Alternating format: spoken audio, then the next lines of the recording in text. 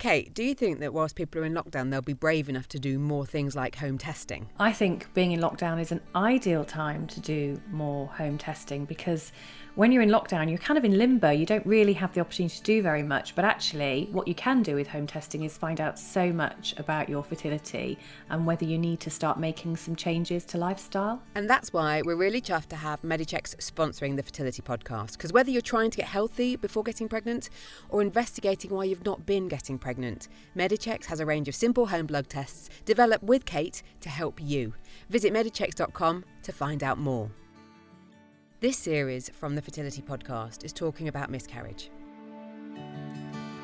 With staggering numbers of people affected daily by this, there's still a silence around it, feelings of shame. Along with the grief, there is the physical impact of loss, and we wanted to explore this further over the coming weeks, with a number of conversations from experts, as well as people who have been through it. Unfortunately, there are so many reasons why miscarriage happens, whether it be genetic or placenta problems, infection or long-term health conditions you may suffer from, or sometimes we just don't know. We hope that by talking about it in this way, you will know that there is support and guidance available for you from groups, experts and organisations.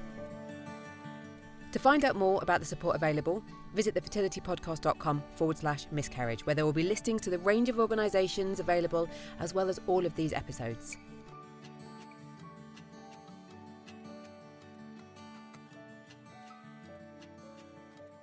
Well, I'm delighted to be in the Social Chain podcast hub with Katy Leeson, Managing Director of Social Chain. Thank you for welcoming me into your, I want to say podcast boudoir. Oh, yeah, we've got like velvety soft seats. Yeah, it's like my second home in here. It's lovely.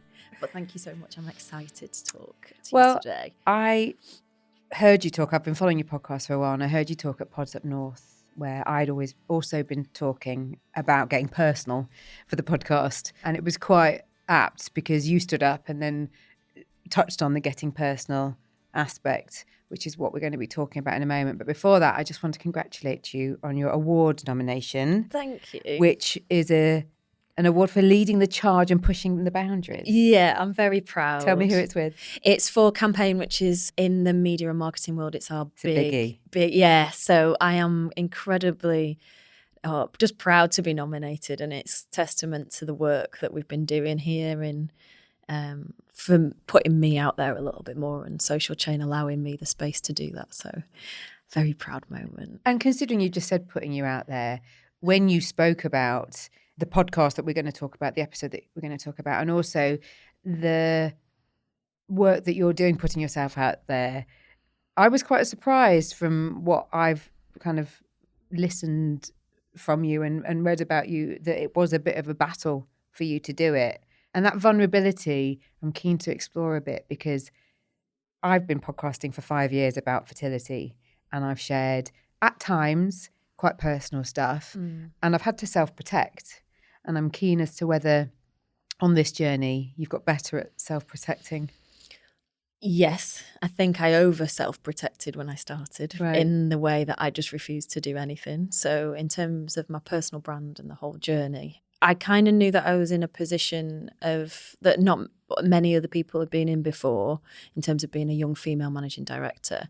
And I struggled with that, and I think I've talked about it quite a lot, but I found that I had imposter syndrome, and I discovered that through my therapy sessions. And that was my why, and I knew that if I got up and talked about, look, I'm an imposter, everyone else then who also suffers would also feel a bit comforted by that. And I'm also a massive believer in you can't be what you can't see. And I didn't really have many female role models to look up to when I started my career, and I didn't know where I could get to. So I felt really like I had a duty. So the fear of doing it was put to one side when I saw the responses that I was getting from just putting my head a little bit above the parapet, and then it strengthened me into doing more. But with regards to my own journey in terms of my miscarriage, which I'm sure we'll touch on, I put that off for a while. I made sure that I was mentally prepared to talk about it, but even then it was still a massive leap of faith for me to talk about it in the public sphere, because I had no idea what the reaction would be, and I didn't know whether people would tell me that it's not the right place or platform, or I'm not the right person to talk about it. But I just thought, if I can help one person by vocalising what I've been through, and it helped me as well, which was well, I am going to ask you more about the reaction, but we're talking at the start of 2020, and this is part of a miscarriage series that we've been putting together, talking about miscarriage and baby loss, and getting the expert kind of side as well as the personal story. And if I'm right in the timeline, you shared your story for Baby Loss Awareness Week in October 2019, and you were talking about an experience that happened the Christmas before, so December 2018. Yeah. And that time of year when everybody's together, I'm interested in whether that time of year was a hindrance or a help. Because on the one hand, you've got everybody there, your loved ones.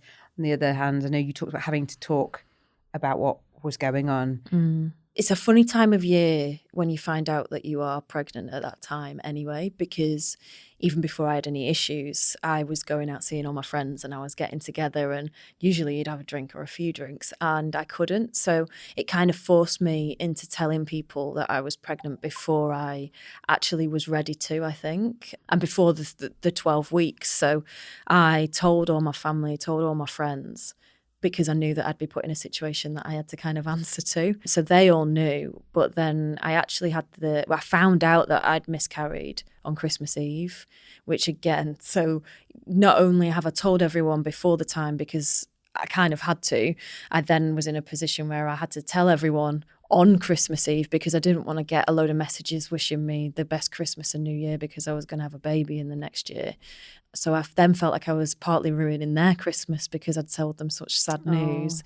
And then also just going through the motions. I don't even, I've got no feelings about Christmas 2019 because I kind of just went with it. It was 2018. Just 2018, yeah. 2019 was great. Good. 2018, I kind of just went with the flow, and yeah, I couldn't really tell you what happened. I think it was just more like I was observing myself in the moment rather than feeling much. Okay. Because when you shared your episode, you were interviewing Ruth Bendelatic from the Miscarriage Association. Amazing woman. She is amazing. And you were at that point talking about not getting too personal about how you felt and what you went through. And we had a bit of a chat before we started, because I'm always very kind of keen to stress that this is totally, as much or as little as you want to talk about. And time has passed since that conversation, and I know you said that you were feeling better. And so are you happy to talk about what stage you were at when you had the miscarriage? Yeah, of course. Okay. And I think one of the reasons why I was a little bit more protective was that I'm now no longer with the father of the baby. So I was also trying to protect him a little bit, because I didn't tell him that I was going to do it. He kind of knew that I wanted to because of the platform that I had, but I also didn't want to just go out there and start talking about something that was personal to us. But we've spoken, so I'm quite happy to talk about it. I was 9 weeks pregnant, and a few weeks before, so about 6, nearly 7 weeks, I'd started spotting, and I went to the hospital and they did a scan and they found the heartbeat and said everything was fine. And the nurses said to me at the time, they said, actually, if we can hear a heartbeat and we found it, everything's usually fine and usually all right after that. But then the bleeding didn't stop. Went to my first meeting with the midwife and told her that I was still bleeding, and they were like, oh no, it's fine, everything should be all right. Sometimes it just happens. Bit blasé about it. Right. And then it got to Christmas Eve, but there was a lot more that I was experiencing in terms of blood loss, and it was that point that I thought something's not right. And also the feelings that I was having, so like breast tenderness and tiredness and all that sort of, my symptoms had kind of gone away a little bit, so I knew something wasn't right. And then when I got there and had the scan on Christmas Eve, they said that I'd actually lost the baby at about 7 weeks. It didn't grow past 7 weeks. That bedside manner that you experienced, I mean, you've used the word blasé. Do you think it was totally lacking? Was there some people that seemed to be a bit more sympathetic towards you? Or was it just a this is okay, or this is just what happens type attitude? It was exactly the latter. The first person that I really felt had any sort of real empathy was after so I miscarried naturally. So I was booked in for the operation, and fortunately or unfortunately, because it's a horrific experience, I miscarried naturally the day before I was due to be put under for the operation. And I waited around in the hospital and I had a scan just to check that everything was okay. And that was the scan. The lady that did the scan was the first person that I really felt a good connection to, someone who really cared. And she just said, you look healthy. Everything there on the scan looks healthy. You've just had an unfortunate experience. There was just a problem with that egg or that sperm and you should be fine. And I can't wait to see you again. And that was the first person in that whole journey that I really felt had a personal connection. Everything else just felt a bit like you were just expected to get on with it. Yeah. That's hard to hear, but unfortunately common. Yes. Yeah. Oh, it was the aftercare as well was really, really hard. So I was in town when I was experiencing the symptoms on Christmas Eve. So me and my partner went to St Mary's, but my scans and everything was booked in for Stepping Hill. So they told me at St Mary's that I'd lost the baby, but then didn't communicate with Stepping Hill. And because I was at 9 weeks, I went away for New Year, got back and I had the letter on my doorstep about having the scan. Not only that, they then were ringing my partner, but then wouldn't speak to him because they got the numbers wrong on the forms. So they rang him, they asked for me, wouldn't talk to him. So he couldn't even be a gatekeeper for you? No. So then I had to ring, but I then had to ring the doctors, the midwife, the hospital. I spoke to 2 people at the hospital and 2 different midwives. So I think it was about 5 conversations in one day where I had to have the same conversation over and over again. And every time I got the same response, it was like, oh, it's awful. But on Christmas Eve, that's even worse. And I'm like, I know. And I'm reliving it every time I'm having to talk it with you. Yeah. The support with this is something that I know you spoke with Ruth from the Miscarriage Association, and we've spoken with Zoe Clarks-Coates from Saying Goodbye, 2 different charities who both offer support, because there's so many people who aren't dealt with properly is the wrong way to say it, but aren't spoken to properly in the most basic terms. And to even have somebody say to you, a miscarriage happens because of a chromosomal abnormality. There's something wrong. It's not your fault. Yeah. I know from the people that I've had that conversation with is like the biggest lift to know that it's not your fault. And that's such a simple, whilst it might not be a simple situation, it's a straightforward piece of information to give to somebody in your position that could help at that moment. And I'm interested in whether then that lady that did show you the empathy, whether she offered any signposting for support. No, there was nothing. I didn't know about the Miscarriage Association. There was nothing. I've had no follow-up. It was only through doing the research because I knew that I'd gone through something that I wanted to help other people with, that we found Ruth. So that, no, there was absolutely nothing. So you chose to go and find some support at the point that you were in the midst of grief, or did you let yourself kind of heal a bit? And you talked about your therapist. I know it's something that you do regularly. Yeah, I hadn't seen my therapist for a while and I was kind of, I don't know why, battling through it. I think I didn't tell work for a while. You're in that moment, and at that time, all I wanted to do was replace what I'd lost. So I got a bit, and I'm not ashamed to say it, I got a bit obsessed with just replacing the baby that I'd lost and trying again, even though now looking back, that wasn't the right thing to do. But obviously that was the grief. And I didn't want to tell work that I was going through something so horrific, because then they might think that I'm just going to go off in a few months' time and have a baby, and then they'd be lost without their MD. So I was in a really, really hard dilemma. It took me to breaking point to actually tell most people, because I kept it in, and that was the worst thing that I could do. And so I had the miscarriage on Christmas Eve, and it was Easter when I broke. Right. At work or at home? At work. Okay, so you lost your shit. Yeah, I really did. I'd taken a few days off for Easter.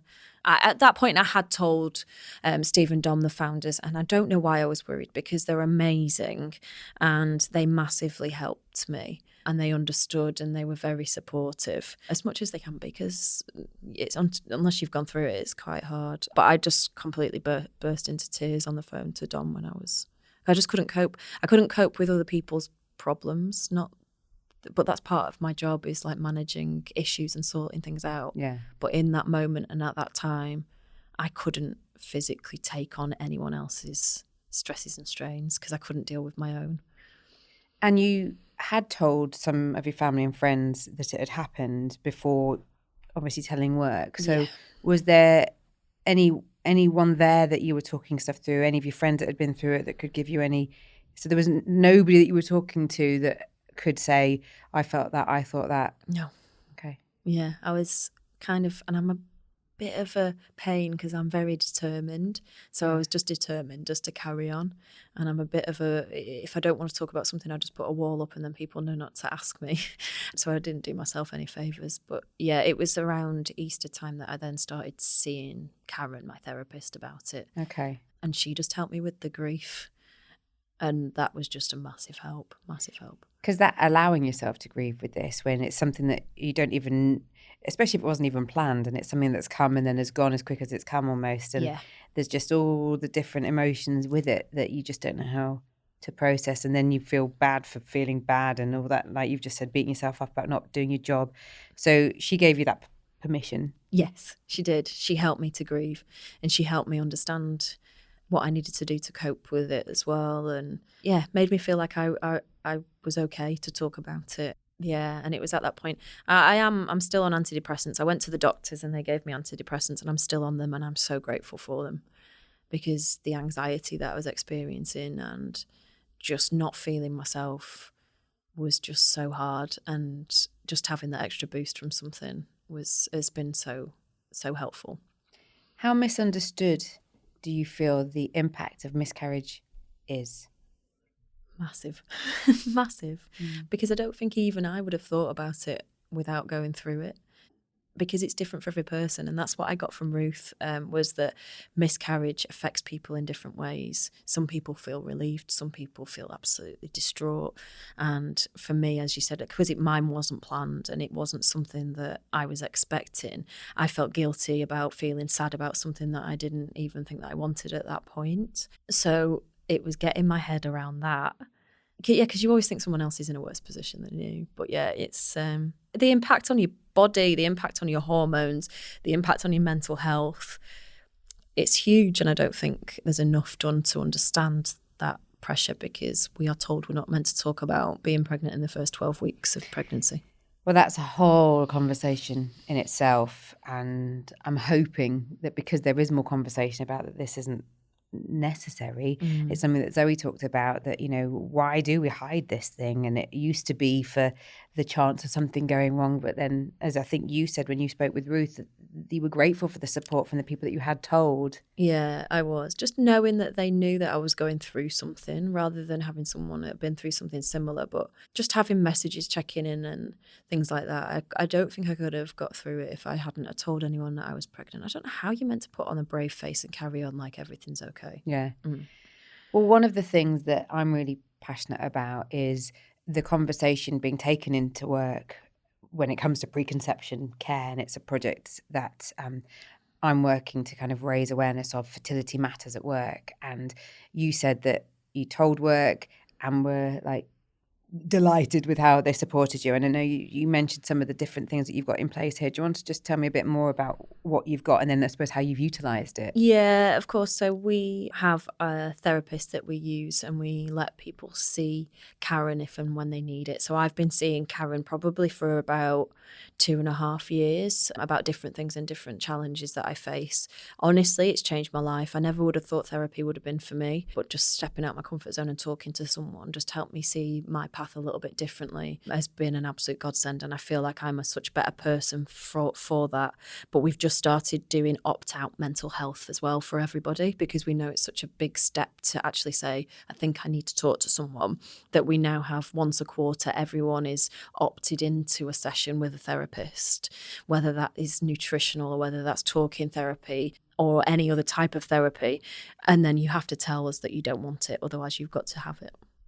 I quite like that because we're the worst sometimes, aren't we, at putting ourselves up for those types of things. Yeah. And in terms of the kind of the happiness and the focus, the necessity of there being kind of written policies in place is something that you said that you are thinking of doing. I'm kind of terming it in a preconception care. You were talking about maybe it being a kind of miscarriage policy, but there's such a lack of understanding so often in the corporate space And so often, you talked about the worry you had about not doing your job properly. And I know you've got a podcast out that you've just put out about the particularly women, the worries that we have about not being able to do our job. I'm not saying that men don't, but I think it's less, and especially when it's us physically affected, more physically, I should say, affected by these things.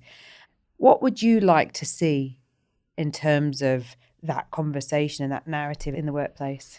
I think, we are looking into how we can build Miscarriage or something in that term, mainly because of the experience I've been through. I want to try and make it a bit more universal, because I can only talk from my experience and how I want things to be better in the world, about having policies in place to protect people. One thing I'm very proud of in here is our openness and our understanding of people and their individual lives.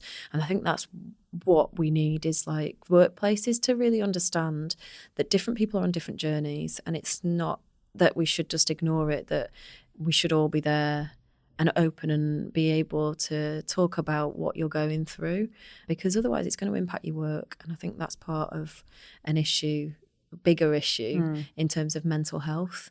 We see such a benefit from people seeing the therapists. So if we can translate that into a fertility option of conversation, then I think it's going to be beneficial for everybody. In terms of the reaction around you sharing your story in your podcast, how was that? I was petrified, and that was one of the reasons that it took me till October to do it. And it was the baby loss awareness week that I was really grateful happened in October, because I could tie it in for a reason. Because one thing I was really worried about was the reaction to me putting out what is known as a business podcast, but talking about something that had happened to me that isn't really talked about. And also my biggest platform in terms of my personal brand is on LinkedIn. So we put it out on LinkedIn as a promo for the podcast, and I was really nervous about the reaction to that. We recorded it, and it went out on the same day that I was in London recording 2 other podcasts with guests. So I didn't know the reaction until I'd finished recording the podcast. And I picked up my phone and I just saw hundreds of messages from people just either liking the content or offering words of support, telling me how amazing it was that I talked about it. And I just sobbed. I was with Dodds, who's the producer of the podcast, and I just sobbed and sobbed and sobbed, because it was like a release of knowing that it was okay to talk about. I only had 2 messages that were like, I don't think you should talk about this on LinkedIn, which I went back to, which were from old men. I was just about to say, was it from men? And I didn't want to. It was 2 older gentlemen who had an opinion that LinkedIn wasn't the place that I should be talking about something like that. So I just went back with a little rebuttal that said, don't you think LinkedIn's a wonderful place for raising awareness of a charity that is so important? They didn't reply again. So, right. Good for you. And the thing that was really amazing was other people reacting to their message and supporting me. Yeah. But in general, everyone else has been super positive. And the messages that I received privately, majority were from men who've been through the miscarriage journey. Right. And just saying that they are on it and they've been through it, and how important it is that someone talks about it. So that's interesting that it was predominantly men on LinkedIn. On LinkedIn. Elsewhere, did you have It was a mixture. Okay. No, it was all a mixture. But to be honest, I think the personal messages were more from men just saying, thank you for talking about it. I think there's no end to the kind of the ripple effect of something like this. And I don't know whether you then had personal conversation with friends that said that they'd been through it. It's something that in the time I've been doing my podcast, every time I tell somebody what the podcast is about, which is in essence to educate and empower people on their steps to build their families and to help them know options if things aren't going well, somebody has always got someone that is dealing with something. And I know from talking about this particular niche topic for 5 years that there's so many people that need the support of it. And that episode, I don't know what, numbers wise, it compares to others, but any conversations about this that we can put out on a more public platform, it's only going to help, like you say, if it helps one person. Yeah. And I know when you spoke with Ruth, both of you talked about fertility education. And again, it's something that I'm passionate about. And I was interested if you had thought or could think about how that might look, take yourself to school, back to school, when we're only told about not getting pregnant. Yeah. The focus is so on this is what you do to not get pregnant. We're told how, biology works, but really how not to get pregnant. and how you would have felt and how best, because Social Chain is obviously quite a young, dynamic organisation, how speaking about this type of thing to a younger audience, what's the best way to do it? Oh, that's a good question. I definitely think there needs to be more. I think for me, this was my first experience. I'd never been pregnant before. I'd never experienced anything like that. So, and I'm 36 this year. So for me, it was like, oh my God. So there was the whole balance of, as a woman, you're told that you should start thinking about it as soon as you can, because you're going to get older and then you're not going to be able to have it. And if you do have a child later, it might have some... it might have issues, you might have problems and all. So there's always that in the back of my mind. So even though my pregnancy was a surprise, I was like, right, well, it's now my time because I'm getting on. And at least I can get pregnant. And at least I can which get pregnant. Which I know other people said to you lots, which yes. is always not helpful. Yeah, I also thought that though, because it was the first time that I'd experienced it. And as I say, getting older, it's something that does play on my mind a little bit. But in terms of school... yeah, I just think there needs to be more in the fact that it normalising it, because it's so common. Like 1 in 4 early pregnancies end in miscarriage, and that is such a high statistic. And some of the stats that I've since learned, it's something like 700 people a day in the UK going through this. Yeah. And that's the people that we know about that actually go to a hospital or a doctor and have it registered. Well, it blew my mind when I went to the hospital when I was due for the operation, and how many other women, they had a full day booked in for those operations. And that is one of 3 options that you can take in terms of help after miscarriage. There were so many women in that day, and it's really sad that it's not normalised. And I think that's what spurred me on a little bit more. If schools can educate in the fact that these things happen and it's normal, then I think I would have felt a lot better about it. Because from even the lady, the scan lady who said, this is why it's happened, but you're fine and everything looks healthy. I felt so relieved after that. But until that point, until that point, I had no clue. What would you say to somebody listening who... first of all, know somebody who has just gone through this? And then I want to ask you what you would say to somebody listening who themselves is dealing with this. Yeah, I think if you know someone who's going through it, just be as normal as you can, but also just check in. It doesn't have to be a big song and dance, just a text every now and again, just to let them know that you're thinking of them. And also ask them how they want to deal with it, because everyone deals with it in a very different way.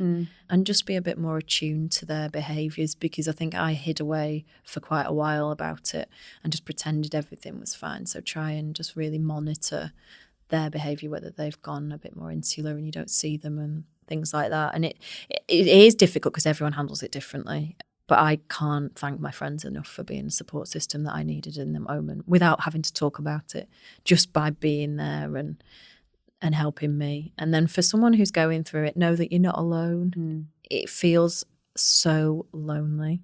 It feels like the most isolating experience you can ever have. But to know that you're not alone, and know that it is a common thing, and as scary as it is, you will be okay after it.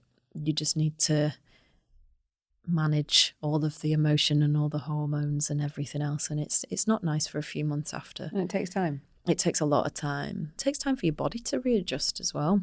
So know that it's not an instant fix. You don't just go back to normal straight away. And the whole point of this kind of little series is to kind of highlight where the support is, which we will be doing at the kind of end of the episode and in the show notes.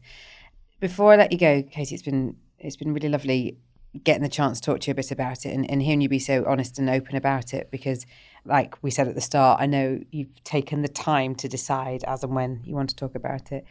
This is not related to the topic, but something that we started to do on the podcast, where we want to know something about you that not very many people know, as random as you like. Oh, okay.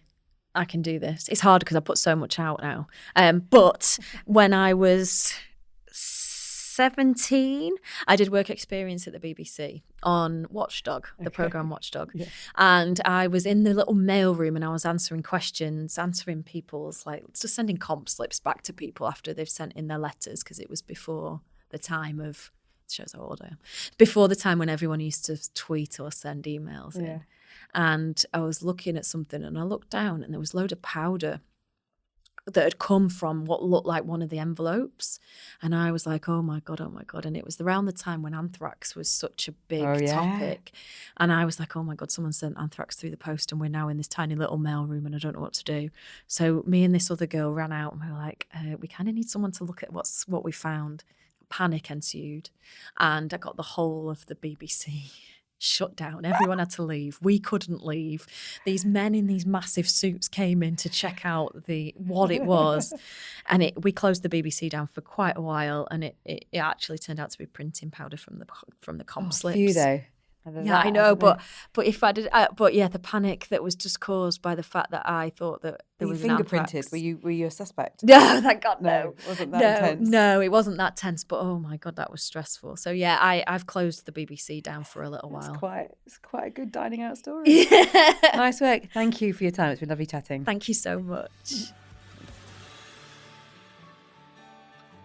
We know there's probably going to be a lot of information here that has got you thinking, so be sure to visit thefertilitypodcast.com/miscarriage, where we will be listing links to all the different organisations we're mentioning, as well as the different episodes within this series.